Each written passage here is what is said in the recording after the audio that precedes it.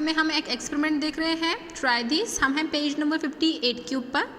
Okay, open the page number 58 on your text book. Okay, अब देखो first one, take a slightly deep dish like saucer. एक आपको dish लेनी है, वो क्या होनी है, थोड़ी सी, जिससे कि हम जिसमें सॉस पीते हैं, जैसे कि थोड़ी सी डिप होनी चाहिए, उसमें थोड़ी सी डिप होनी चाहिए। वो फ्लैट नहीं होनी चाहिए, जो डिश आप लेंगे वो थोड़ी सी उसमें थोड़ी डिप होनी चाहिए वो। Stand a candle at its centre. उस प्लेट के सेंटर में आपको एक कैंडल जलानी है। ये प्लेट आपने ली है जो डिप है, उसके अंदर आपको एक कैंडल जलानी है। उसके बाद fill water in the dish. उस डिश में फिर नीचे यहाँ पे आपको क्या करना है, पानी भरना है। लाइट द कैंडल, इसको जलाना है कैंडल को। Now place a glass tumbler over the candle. उसके बाद क्या करना है, एक ग्लास लेना है आपको, उसको उल्टा करके रखना है उस कैंडल के ऊपर। उसके बाद आपको ऑब्जर्व करना है कि क्या होता है। व्हाट डू यू सी, आपको क्या दिखता है। Soon the candle goes out and the levels of water inside the tumbler rise up to a certain level। जब आप उसके ऊपर से ग्लास उल्टा करके रखेंगे तो वो कैंडल अपने आप बुझ जाएंगी। Candles, soon the candles goes out, then candle क्या होगा, बुझ जाएगी। उसके बाद क्या होगा, जब तक कि कैंडल जलती है, जब तक वो आपने जब ग्लास रखा, अब ग्लास रखने के बाद जल्दी से नहीं बुझेंगी वो कैंडल, थोड़ी देर लगेंगी। जब तक कि कैंडल जल रही है तब तक ये प्लेट में का पानी थोड़ा सा ऊपर आएगा, और जब कैंडल बुझ जाएंगी तब ये पानी नीचे अपने आप प्लेट में चला जाएगा। ओके, ऐसा क्यों होता है। What does this happen, one of the constituents of air helps burning. Air में कुछ ऐसी कंसिस्टेंस मीन्स कुछ ऐसे घटक हैं, ऐसे वायु हैं जो बर्निंग के लिए, आग जलाने के लिए, आग को जलने के लिए मदद करते हैं। एयर में ऐसे कुछ है, कुछ कंस्टिट्यूएंट्स हैं जो आग को जलने के लिए मदद करते हैं।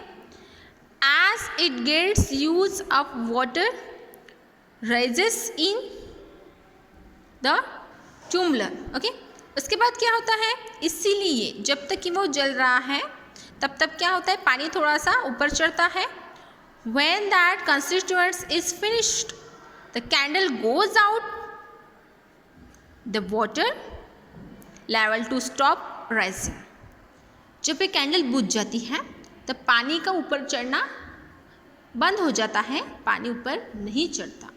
ऐसा क्यों, क्योंकि क्या होता है, हवा में कुछ ऐसे घटक हैं जो आग को जलने के लिए मदद करते हैं। ओके, अब देखो, this constituents of all air that helps burning is called oxygen gas. जो आग को जलने के लिए मदद करते हैं उसका नाम है ऑक्सीजन, वो है oxygen gas. Oxygen is a gas. Gases हमें आँखों से नहीं दिखते, गैस फॉर्म में जो है वो हमें आँखों से नहीं दिखता। ओके, ऑक्सीजन है वो, जो ऑक्सीजन हवा में प्रेजेंट होता है वो बर्निंग के लिए हेल्प करता है। बर्निंग मीन्स जलने के लिए, कोई भी जलती हुई चीज़ को और जलाने के लिए मदद करता है, मतलब वो जलती रहती है। ओके, इसीलिए जब हम खुले पे कैंडल्स लगाते हैं और या दिया लगाता है तो जब तक उसमें कुछ है, कैंडल है, जब तक कैंडल ख़त्म नहीं होती तब तक वो जलती है। जब तक दिए में ऑयल है, तेल है, तब तक वो जलता है। क्यों जलता है, क्योंकि खुला है वो। अगर उसके ऊपर आपने कुछ बर्तन रख दिया तो बुझ जाता है। क्यों बुझ जाता है, क्योंकि उसको ऑक्सीजन नहीं मिलता, उसको ऑक्सीजन नहीं मिलता। ऑक्सीजन भी ज़रूरी है। ओके, उसके बाद the earth atmosphere is made from air. जो अर्थ का एटमॉस्फेयर है किससे बना है, एयर से।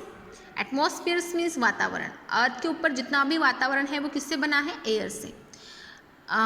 The circle in this picture shows all the air in the atmosphere. If we divide the circle into 5 equal parts, then the oxygens in the air will be equal to one of the parts, अगर ये एक पूरा circle लिया, इसके 5 equal parts किए, हमने क्या करना है, एक सर्कल लेना है, उस सर्कल के 5 इक्वल्स पार्ट करने किए हैं, 1 2 3 4 5 इक्वल पार्ट्स। तो 5 इक्वल पार्ट्स में का जो 1 पार्ट होगा वो होगा ऑक्सीजन। उतना ही हमारी अर्थ के ऊपर ऑक्सीजन है। एटमॉस्फेयर का अगर हमने एक सर्कल ली, एक डायग्राम ली, इस सर्कल के अंदर पूरा एटमॉस्फेयर है, एटमॉस्फेयर में यहाँ पे सब एयर है, ओके। इसके 5 इक्वल पार्ट कर दिए तो इसमें सिर्फ 1 पार्ट जितना ही ऑक्सीजन है, ऑक्सीजन ज़्यादा नहीं है। The oxygen in the air is use both of burning as well as respiration. जो एयर में प्रेजेंट है ऑक्सीजन, वो हम किसके लिए यूज़ करते हैं, is use both for burning, आग को जलने के लिए मदद करता है ऑक्सीजन। उसके बाद रेस्पिरेशन मीन्स हम जो श्वास लेते हैं, हम लेते हैं ना, नाक से हवा अंदर लेते हैं, बाहर डालते हैं, उसको हम जो करते हैं रेस्पिरेशन मीन्स हम जो हम जो श्वास लेते हैं, ओके, इन मराठी में बोलते हैं अपन जो श्वास घेतो, उसमें कौन सा गैस रहता है, उसमें रहता है oxygen. Which are the others use of air you know about Which are the others uses of air you know about? और कौन से यूज़ है एयर के, आपको पता है क्या, और कौन से यूजेस है एयर के, ओके, चलो देखेंगे।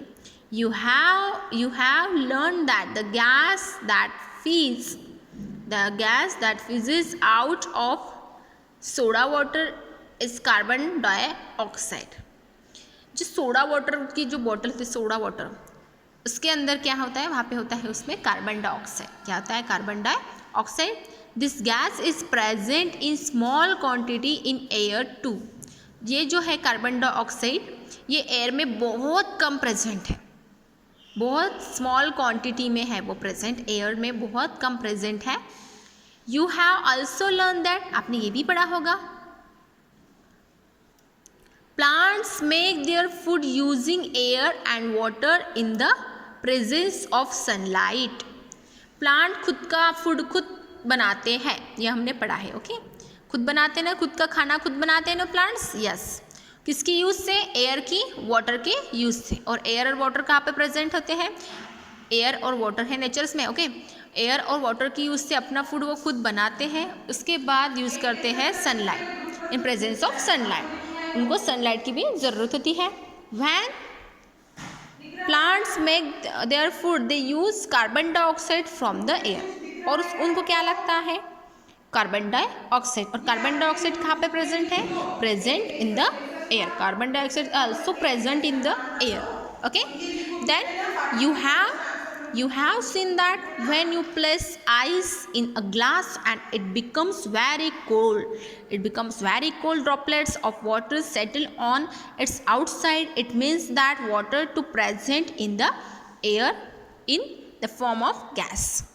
This means that जो है, अगर एक ग्लास लिया, उसमें हमने आइस डाला, ग्लास में क्या डाले, आइस के कुछ पीसेस डाले हमने, तो उस ग्लास के आउटसाइड में, उसके बाहर की साइड में आपको क्या होता है, ठंड लगता है, वो ग्लास बाहर से ठंड लगता है, और उसके आउटसाइड में भी पानी जमा होता है ना।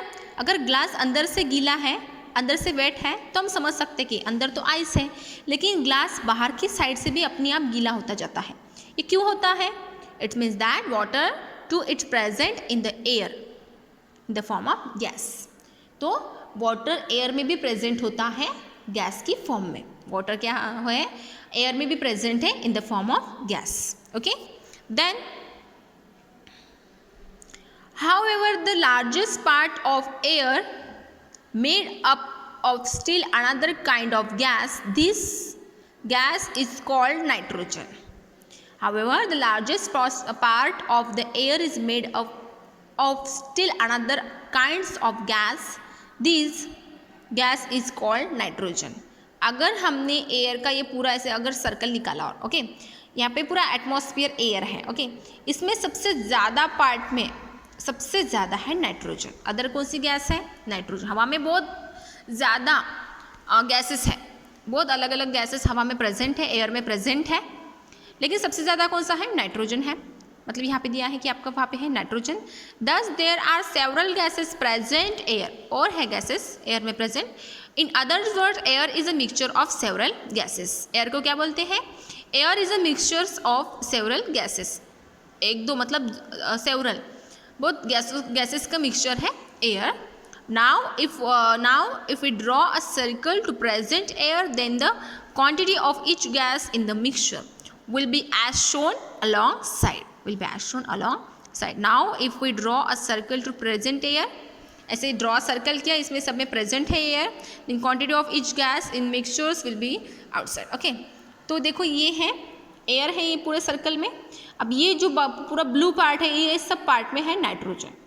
In these blue parts also nitrogen is present all over, okay, and this orange part oxygen is also present, and this yellow part, the circle, इस circle में जो yellow part है, on this part other gases is present. ये जो yellow part है इसमें other gases present है, जो orange part है वहाँ पे oxygen गैस है, और ये जो पूरा blue दिख रहा है वहाँ पे है नाइट्रोजन. मतलब ये जो पूरा सर्कल है, this complete circle contain only air, atmosphere. Okay, इनमें पूरा एयर है, एटमॉस्फेयर है ये पूरे सर्कल में. और ये जो पार्ट है ब्लू पार्ट, इस ये इतना जो पार्ट है हमारी पूरा इतना पूरे सर्कल में तो एयर है, और एयर के सिर्फ इतने पार्ट में ऑक्सीजन है, और इतने जो येलो पार्ट है उधर अदर गैसेस है, और पूरे ये ब्लू पार्ट में नाइट्रोजन गैस है. ओके, अब देखो, डू यू नो, क्या आपको पता है, the burning that take place in factories, vehicles, stores, in kitchens, etc. Okay, give out this smoke to mix with the air around us. Burning है, burning मतलब आग में से निकलता है धुआं, उससे भी, और कहाँ से निकलता है, फैक्ट्री में से. उसके बाद व्हीकल से, जो हमारी हम जो गाड़ियाँ चलाते हैं उससे भी धुआं निकलता है. स्टोव से, जो आप किचन में स्टोव यूज़ करते हैं वहाँ से धुआं निकलता है, उससे निकलता है स्मोक. ओके, और वो स्मोक कहाँ पे, वो धुआं निकलता है, वो कहाँ पे मिक्स होता है, हमारी एयर में, हमारे आजू बाजू में हवा है उसमें वो मिक्स हो जाता है. देखो ऐसे फैक्ट्री में से भी, फैक्ट्री में आग होती है तो वहाँ से धुआं निकलता है. घर पे अगर चूल्हे पर कुछ जलाए है अपना स्टोव है तो वहाँ से भी धुआं निकलता है, गाड़ी में से धुआं निकलता है. ओके, व्हीकल्स में से भी आपको क्या स्मोक निकलता है, और वो स्मोक कहाँ पे जाके मिक्स होता है, एयर में जाके मिक्स होता है. ओके, तो आज के पैराग्राफ में हमने इतना देखा कि कितना एटमॉस्फेयर में कितना, अगर ये एटमॉस्फेयर पूरी एयर है तो उसमें 5 इक्वल पार्ट के, so only 1 part contain oxygen only. ये जो है इसके हमने 5 इक्वल पार्ट कर दिए, 5 इक्वल पार्ट पे का ओनली 1 पार्ट में ऑक्सीजन है. और यहाँ पे भी दिया है कि नाइट्रोजन कितनी % प्रेजेंट है. ओके, नाइट्रोजन कितना है, उसके बाद ऑक्सीजन और अदर गैसेस कितने प्रेजेंट है. ये पूरा है एयर. Okay, atmosphere. ओके, उसमें कौन से गैसेस प्रेजेंट है. तो आज हमने देखा नाइट्रोजन गैस. ओके, उसके बाद ऑक्सीजन एंड कार्बन डाइऑक्साइड. ये भी आपको ध्यान में रखना है. जो प्लांट है वो अपना फूड बनाने के लिए कार्बन डाइऑक्साइड यूज़ करते हैं. हम रेस्पिरेशंस के लिए कौन सा यूज़, बर्निंग के लिए और रेस्पिरेशंस के लिए कौन सा गैस यूज़ करते हैं, ऑक्सीजन गैस हम यूज़ करते हैं. ओके, एंड अदर गैसेस भी प्रेजेंट है. तो ये आप आज रीड करके रखेंगे. ओके, बाय किड, बाय बेटा, बाकी हम कल देखेंगे. Okay, bye.